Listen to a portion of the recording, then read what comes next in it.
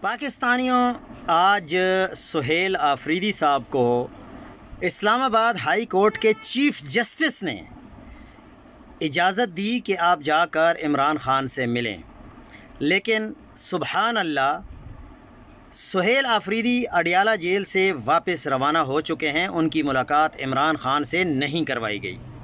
اس پر سہیل آفریدی صاحب نے شدید احتجاج کرتے ہوئے دھرنا دیا اور پرزور مزاحمت کی۔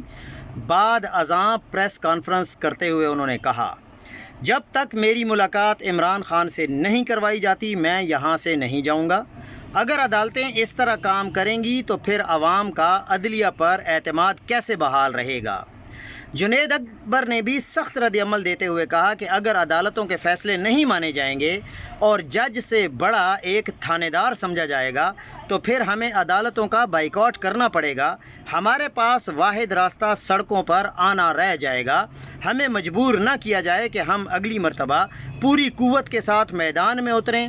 سہیل آفریدی نے مزید کہا کہ جب تک عمران خان سے ملاقات نہیں کروائی جاتی میں کسی میٹنگ میں شرکت نہیں کروں گا، نہ ہی کابینہ تشکیل دوں گا۔